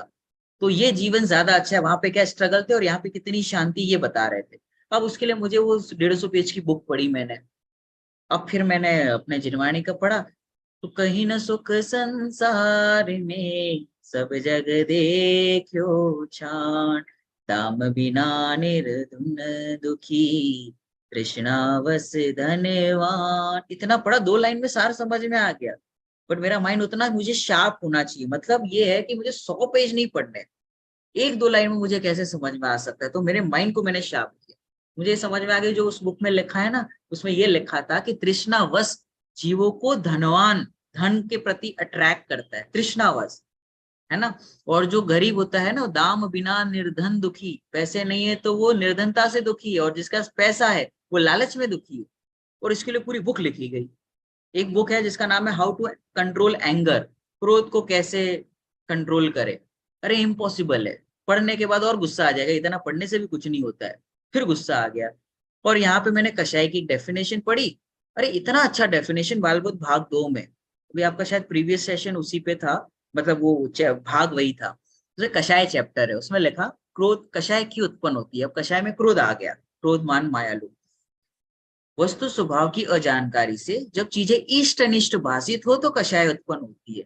मतलब मैंने इतनी झाड़ी बुक पढ़ी, कुछ नहीं मिला, मतलब उतना वो अच्छी बुक है कि रीड करोगे आपको कुछ ना कुछ उसकी साइकोलॉजी, ह्यूमन साइकोलॉजी कैसी रहती है वो सब समझ में आएगा। लेकिन यहाँ तो एक लाइन में बता दिया कि जब मुझे इष्ट अनिष्ट लगता है ना, तब क्रोध उत्पन्न होता है। अब ये मेरे को वहां पे दिखाई नहीं दिया, राइट? समझ में आ रहा है? तो मुझे ऑन द स्पॉट ये फायदा क्या होता है, एक तो मुझे फटाफट ज्ञान मिल रहा है और क्लैरिटी मिल रही है मुझे, और मुझे बहुत अच्छा फील होता है जब मैं जिनवाणी पढ़ता हूँ, तो मुझे अधिक विशुद्धि बढ़ती है। जैसे मैंने टॉम एंड जेरी देख रहा हूँ, तो मुझे वो बिल्ली अच्छी नहीं लगती है, चूहा अच्छा लगता है। लेकिन फिर मैं यहाँ प्रथमान योग पढ़ता हूँ, तो मुझे न्यूट्रल होना सिखाता है जय अंदर। प्रथमान योग, समता भाव। जैसे आपने अभी वो कहानी बताई कि वो व्यक्ति था, वो है ना 500 शिष्यों को लेकर आया, है ना, फिर वो उसने पाखंड चलता था उसका ऐसा, तो फिर क्या हुआ, तो हमें उसके प्रति द्वेष नहीं हुआ। आप नोटिस करना, पूरी स्टोरी पढ़ोगे तो हमें लगे अरे वाह, इसके परिणाम बदल गए तो मैं भी बदल सकता हूँ। तो ये हमें मोटिवेट करता है, इंस्पायर करती है स्टोरीज, और ऑन द स्पॉट फायदा देता है। और अब बाकी देखोगे ना तो आपको कटप्पा अच्छा नहीं लगेगा, फिर आपको बाहुबली को जिसने मारा ना वो व्यक्ति अच्छा नहीं लगेगा, उसकी माँ बुरी लगेगी। लेकिन यहाँ पर आपको जनक बुरा नहीं लग सकता, आपको दशरथ बुरा नहीं लग सकता, क्योंकि इस तरीके से परंपरा की ही नहीं है। तो ये बताएंगे कि इस जाति के सीता जी के उदय थे, इसलिए उनको राजा दशरथ को ऐसे भाव आएंगे। तो राजा दशरथ की कोई मिस्टेक ही नहीं है, ये तो कर्म के उदय सीता जी के ऐसे हैं जो उनको इस जाति का उनका उदय बाहर में बनना है। ख्याल में आ रहा है कि नहीं आ रहा है? तो ऑन द स्पॉट ये फायदा देता है कि मुझे तुरंत रिलैक्स मिलता है, जैसे पानी पिया प्यास बुझी।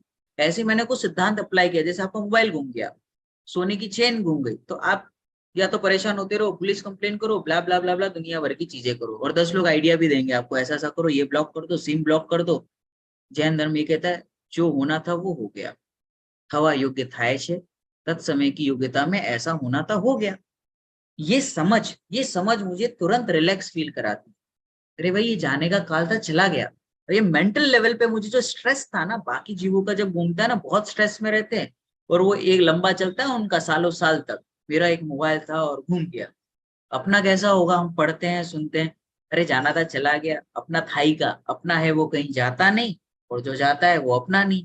बस इतनी सी सोच हमें स्ट्रेस से निर्भर कर देती है। एक जैनी कभी आत्महत्या नहीं कर सकता, कभी नहीं करेगा, क्योंकि उसने नरक के दुख पड़े हैं, है ना। तो स्ट्रेस में नहीं जाएगा, डिप्रेशन में नहीं जाएगा। जिसने पढ़ाई की है सच्ची तरीके से, नामधारी जैन की बात नहीं चल रही, जो पढ़ता है समझता है, तो उसे नरक के दुख पता है, वो कैसे सुसाइड करेगा? हो ही नहीं सकता। उसे पता है कि इधर के दुख तो फिर भी ठीक है, उधर तो और डेंजर है, तो क्यों मैं सुसाइड करूं, और मैं किसी के लिए क्यों करूं? मैं अपना एक जीवन मिला है उसको सार्थक करूं ना, निरर्थक क्यों करूं, वो भी किसी और के लिए, ये नंबर के लिए, एग्जाम के नंबर के लिए, और किसी व्यक्ति ने मुझे कुछ कह दिया तो मैं मर जाऊं, ये किसने कहा? ये तो पागलपन है ना। जैसे वो सीसीडी वाला है ना, सीसीडी कॉफी कैफे डे का मालिक था, बहुत बड़ा व्यापार उसका, 12,000 crores of business, and he committed suicide. Why? Someone has said something to him, उसके ऑफिस में से किसी ने उसे कुछ कहा। What? क्या कहा? उसे कुछ तो फील हुआ खुद से, उसने तो कुछ क्या कहा होगा कि I am not good enough. उसे ऐसा लगा I am not good enough, मैं कर नहीं पा रहा जो मुझे करना है। तो डिप्रेशन हुआ, टेंशन आया, सुसाइड कर लिया। दूसरे दिन वो समुद्र के किनारे पड़ा हुआ है, वो न्यूज़पेपर में उसका फोटो आया था। बोलो, पड़ा होता शायद, मुझे ऐसा उस दिन लगा शायद ये नरक गति के दुख जान जाता ना, और क्या होता है ये सुसाइड करने से क्या गति मिलती है। तो एक बार तो इसको विचार करना चाहिए था। तो जीवों को विचारवान बनाना है, स्टूडेंट को, यंगस्टर को धैर्य सिखाना है। धैर्य नहीं रख पाए ना, थोड़ा सा सोचता ना, तो नहीं करता, क्योंकि वो आवेग में करता है ये सारी चीज। तो ऑन द स्पॉट इतना फायदा देता है, स्ट्रेस नहीं रहता, ब्लॉकेज नहीं होगा, ये नहीं होगा, कितने फायदे देता है, ऑन द स्पॉट फायदा देता है। और हमें फायदा इसमें चाहिए, इस फॉर्म में चाहिए। मनी, मॉनेटरी बेनिफिट क्या होता है वो तो आप कल्पना नहीं कर सकते। ये एक ऐसा इन्वेस्टमेंट है जिसमें आपको कमाने की कभी जरूरत ही नहीं पड़ेगी। राजा बन जाओगे किसी अगले भाव में, है ना, तो कोई कमाने वमाने की जरूरत नहीं पड़ेगी, बैठे बैठे ही फिर लुटाओ जितना लुटाना है, लुटाना आपके पास है और आप लुटाओ, फिर भी कम नहीं पड़ेगा। तो मॉनेटरी बेनिफिट भी वैसे होते हैं। तो वो तो लॉन्ग टर्म हो गया। शॉर्ट टर्म में ये देखे कि जो जितना देता है उसको कभी उसका खाली नहीं होता, और एक जैनी कभी बैगर नहीं बनता, दीनहीन नहीं होता। तो ये तो क्वालिटीज है, गुण हो गए ना, इतना इतना बेनिफिट हो रहा है, और क्या चाहिए, है ना। अगला question.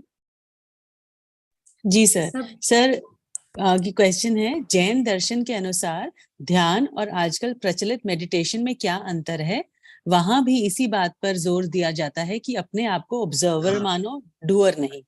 So if we follow today's meditation techniques about being an observer of our thought and being in the present moment, क्या ये जैन दर्शन के अनुसार सम्मत है? क्या ये मिथ्यात्व का पोषण तो नहीं है?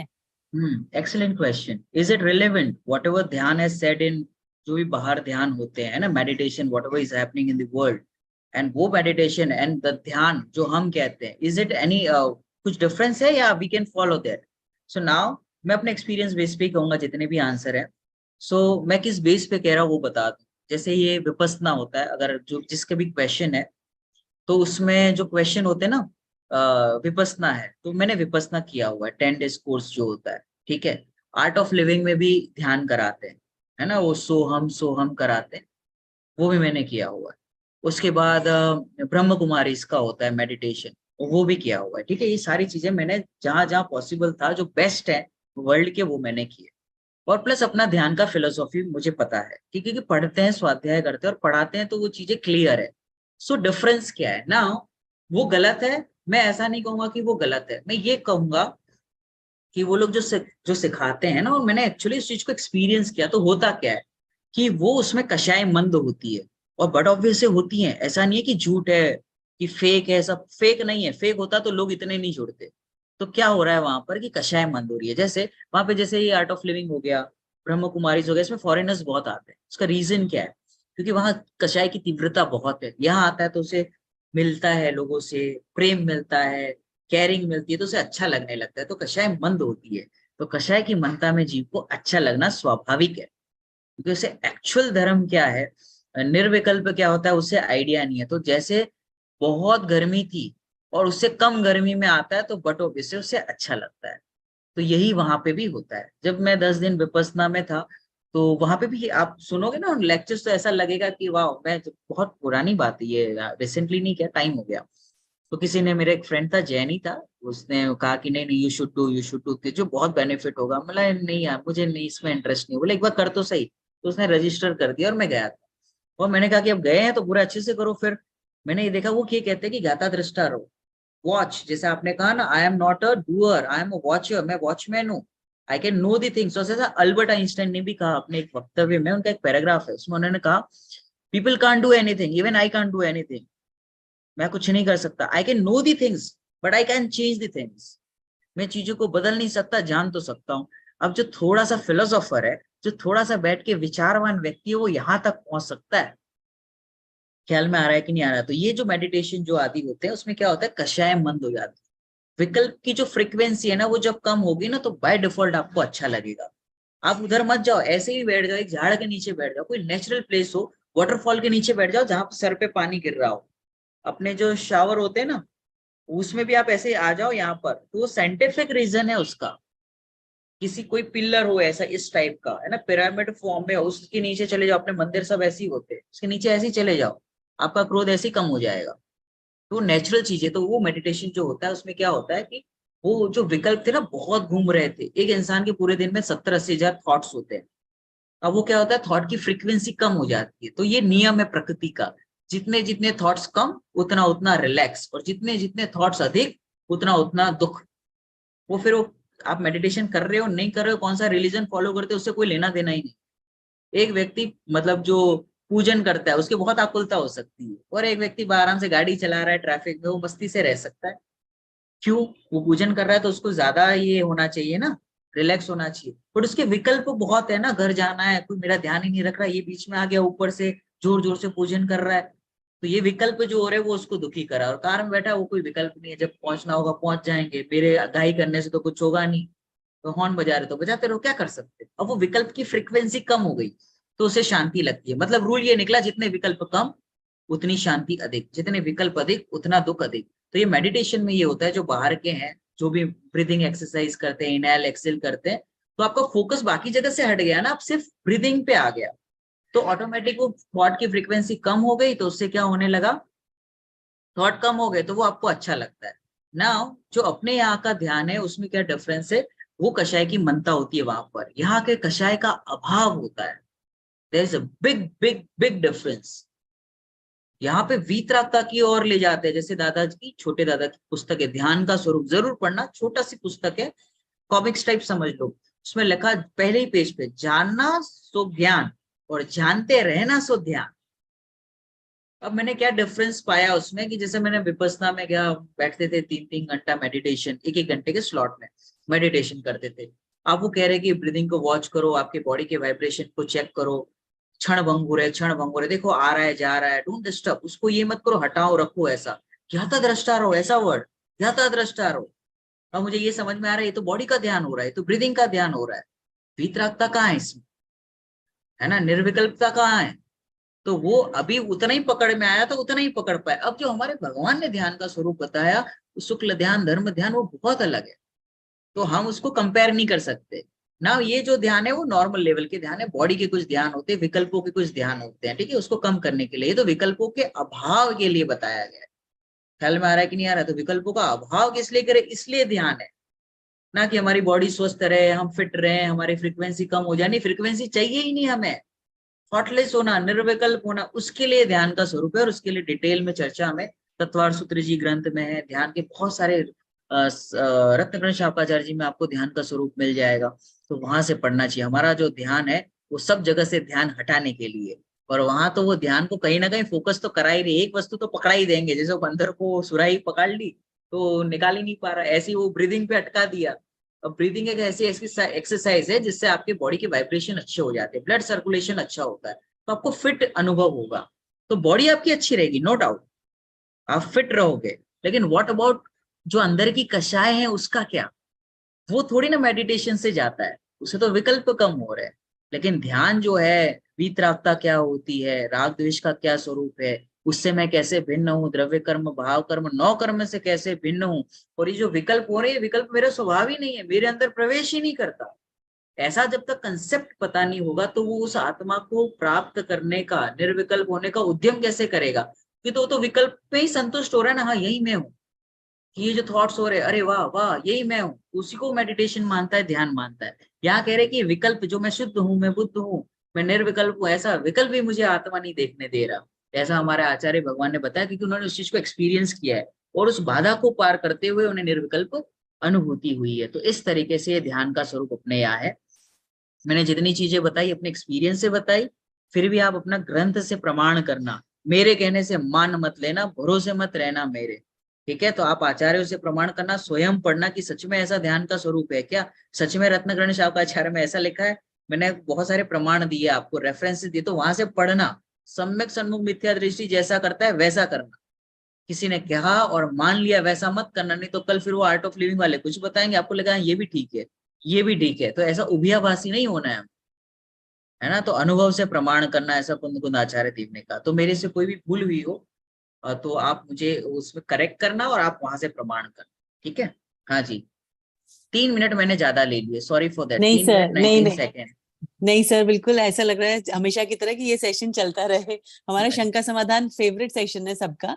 तो अच्छा, आपका बहुत बहुत धन्यवाद सर। सर एक इसमें रेफरेंस का चैट बॉक्स में आया भी है क्वेश्चन कि कहाँ हम पढ़ सकते हैं ध्यान कॉन्सेप्ट के बारे में।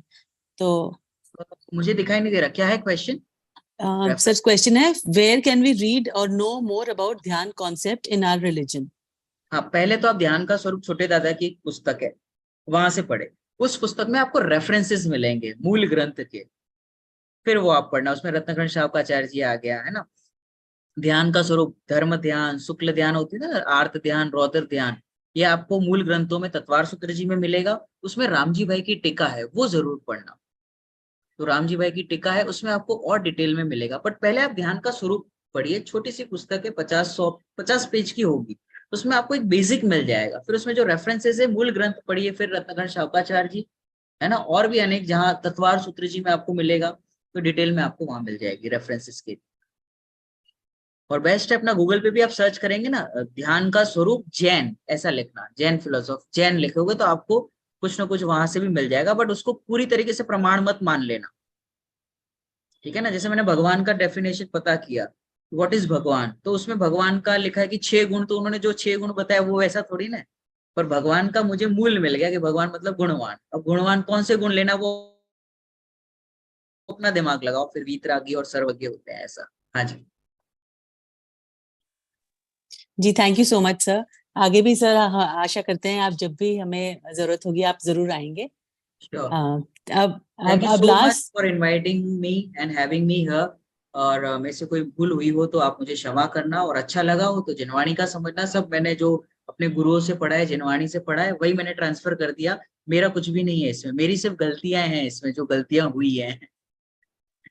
नहीं सर बिल्कुल यही बात हमने राजेश सर से, हमने 5 साल का जो कोर्स किया है वो भी हमेशा यही कहते हैं, मेरा कुछ नहीं है। तो वो तो हाँ, आप बहुत अच्छे टीच, जीवे वो राजेश जी सेठ। जी जी, तो वो सर अच्छे टीचर्स की यही वो है हमारी। तो हमारा लक है कि हमें इतने अच्छे मिले हैं। अब आगे लास्ट सेगमेंट के लिए मैं रश्मि जी को बुलाना चाहूंगी कि वो आए और जिनवानी स्तुति करें। थैंक यू तनु जी।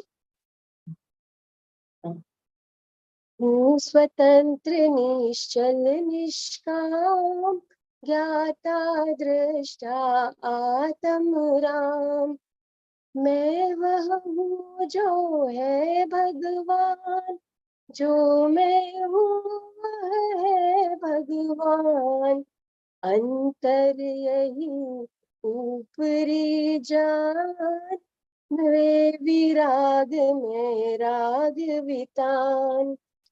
मम स्वरूप है सिद्ध समान, अमित शक्ति सुख ज्ञान निधान। किंतु आश वश खोया ज्ञान, बना भिकारी निपट अजान।